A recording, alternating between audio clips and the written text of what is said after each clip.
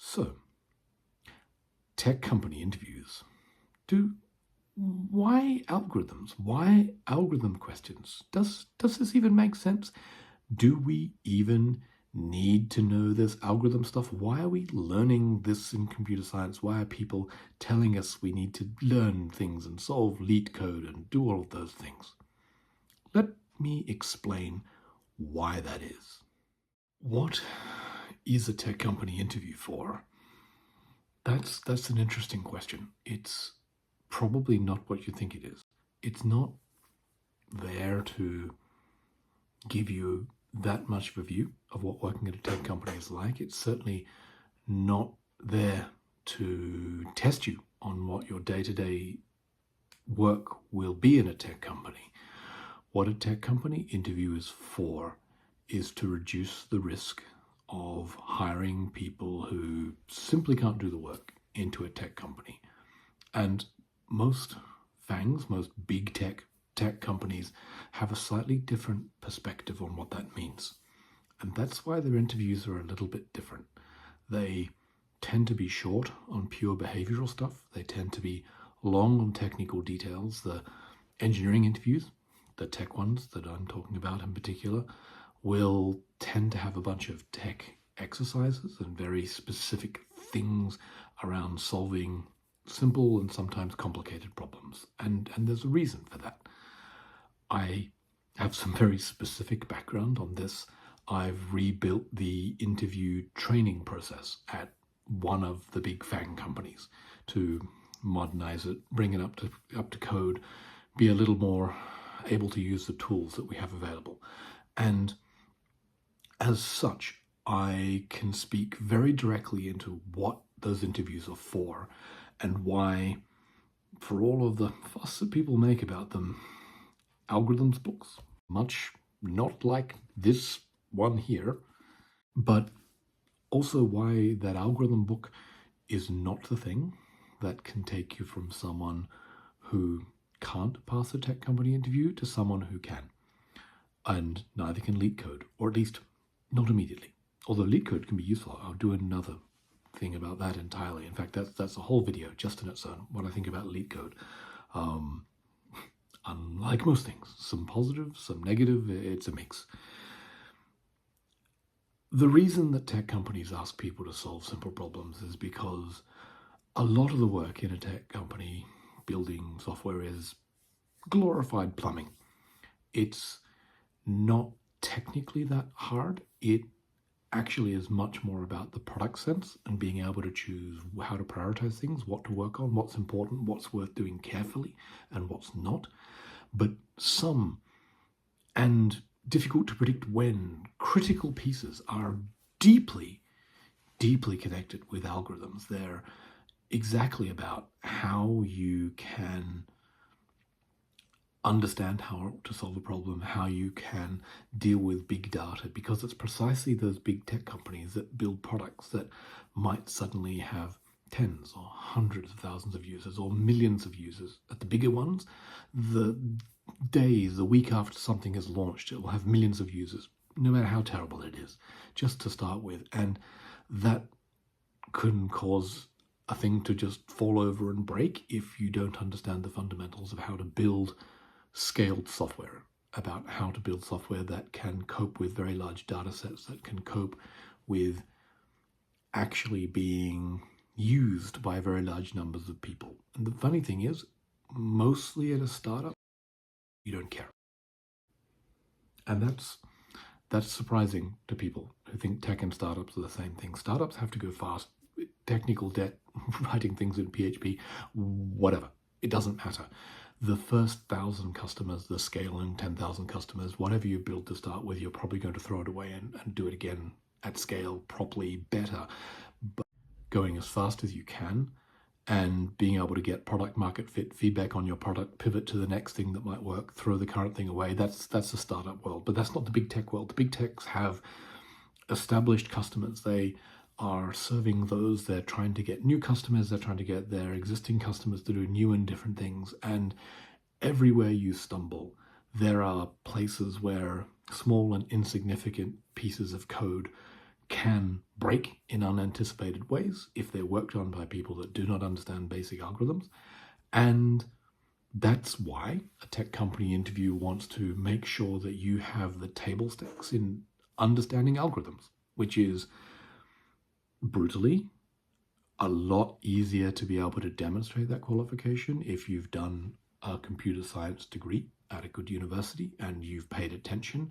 And as I've said before, not only have you studied and done the assignments and done the bare minimum of coursework and got a good passing grade because you studied well and you do exams well, but in addition, you were interested enough in the subject that you went and played with it. You solved problems that started to fit into the data structures, the algorithms, you tinkered with things, you worked on a graphical system for simulating planets, you played with a big data storage system, you built a thing that could efficiently break some security system or play passwords, you built a very large-scale file transfer device that used network very asymmetrically. It doesn't matter exactly what it was, it matters that you played with it and you spent some time on your own working with it.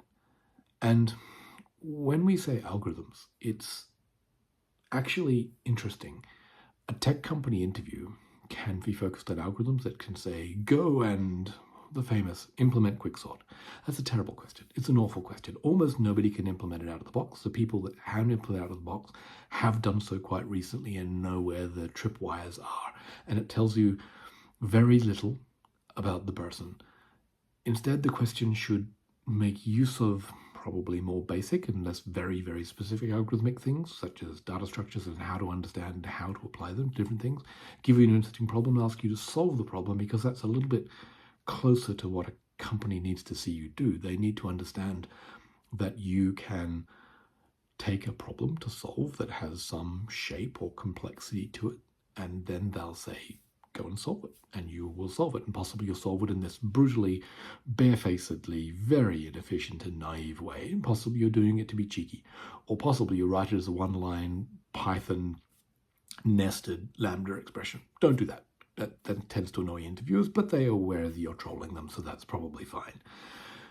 Instead, you do something simple. You show that you've understand the problem, you've solved the problem, and I can almost guarantee that the next thing that will be asked is for you to go and make that faster. And you need to be able to understand what your trade-offs start to be. Are you trading off memory against time? Are you being able to be more efficient in both? Do you need some sort of pre-processing on it? And so on, right? And you then have to talk through that, ideally at a whiteboard, hopefully in person, hopefully as part of a discussion. Again, a tech company interview where you're just blindly mashing code into something without talking to an engineer is a terrible interview. So you're in discussion with someone, you have to be able to understand binary search. You have to understand the choices of how and when to put something in a tree. Is it more efficient? Isn't it more efficient? How big is the data? How big is the data set? Is it constrained? If you go and solve something with a brutally complicated solution, my personal favorite as an interviewer was watching someone solve something that was effectively a fancy string compare, and they covered 3 whiteboards with a exquisite exposition of a dynamic programming implementation that would solve that problem slower than a naive solution with a for loop, one for loop. That was impressive in its own way. Certainly it left an impression. It left the impression that I would never want to work with that person. I was impressed that they invented 3 whole new non-existent ASCII characters to be used to annotate what they were doing in their dynamic programming solution. I mean, a little whimsy, but three whole whiteboards. And they finished on time, but by demonstrating that they didn't understand what a simple problem was, despite many, many hints, and tried to drag them back from it, right? And they didn't understand how to approach a simple versus a complex problem, and they just took their favorite hammer and they wailed away at a problem inappropriately. They demonstrated that they weren't going to make it. So it's not just knowing algorithms, it's knowing when to use them, it's knowing when not to use them. And actually there's a whole sidebar about programming competitions. Programming competitions are a whole other thing. I'm not thrilled with people whose only experience is with programming competitions, because programming competitions, much like bad algorithm questions, tend to have a good solution. Though these days it's usually slap a hash table on it. But that's not what we're chasing. We're chasing knowledge about how someone thinks about a problem. We're trying to unpick how they think about something, how they pull a problem apart, how do they break into the pieces and work out where the hard parts are, discard the parts that aren't hard, and then use a clever solution for the parts that are. In my own experience working at FANG, working at places where we frequently stumbled into this sort of algorithmic complexity, it was actually almost famous that there was some simple, boring code, probably too complex, whose job it was to format a street address. And that sounds easy, but it's not, because there are many street address formats in different languages, in different countries, in different combinations of those, depending on the data, depending on the type of street address, and so on.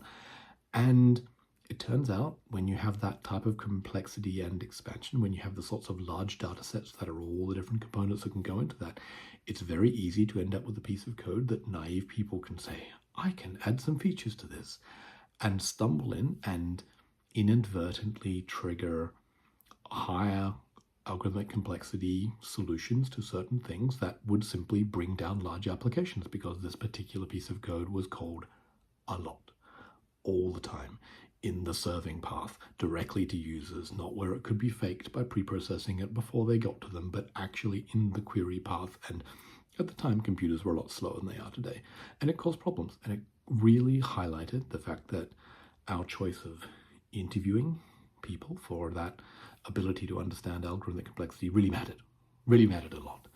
And that is why I have a lot of sympathy for tech interviews that go into algorithms. And we'll talk more about where you learn about those and good resources for them. And that this is practically a joke book. This is Algorithms plus Data Structures equals Programs, Nicholas Wirth's book. The Pascal guy, the modular guy, the Oberon guy, the person who wrote all the languages you probably would have learnt computer science with if you'd learnt computer science many decades ago, before Java and Python and all those fun things. But it covers the basic algorithms. Somewhere around, I have a copy of Knuth's book. Somewhere, I can dig it out. I'll have another discussion about all the different algorithms books, but this was more about tech companies. They interview for algorithms for a good reason, and it's specifically to not hire people who are going to be dangerous, because the other secret about tech companies is, for the most part, they try not to have managers, by which to say they would much rather have a technical leader than a manager. It's a choice, and that means they are extremely vulnerable to having a bad time if they hire too many people that simply can't do the job. They don't have the defenses for it. They don't have the infrastructure to deal with it. And what that means is they would rather not hire people who are at risk of failing than invest in the management, infrastructure, overhead, rigid job conditions to be able to cope with large hordes of people that mostly will fail a lot.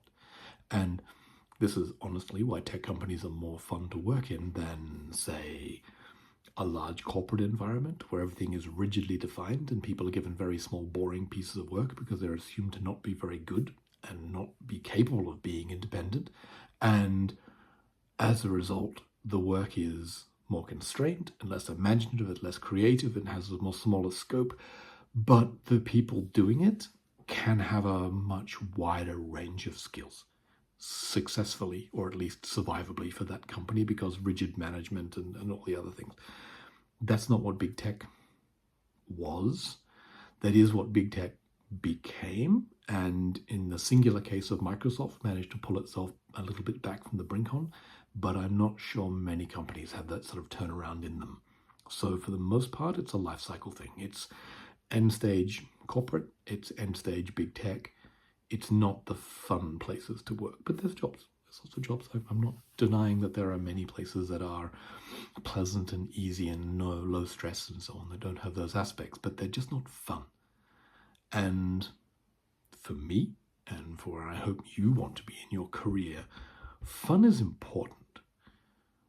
So that is why tech company interviews are going to spend a certain amount of time on fairly basic algorithms for these sorts of things. And I'm going to do a little bit more. I'll do a whole piece on the sorts of failures I've seen in tech company algorithms. I worked in the mapping space for a while, and so what I'll actually do is I'll probably do a couple of videos on some really interesting algorithms that turn genuinely hard problems with a bit of cheating into something that can be reframed as a really, really basic computer science thing.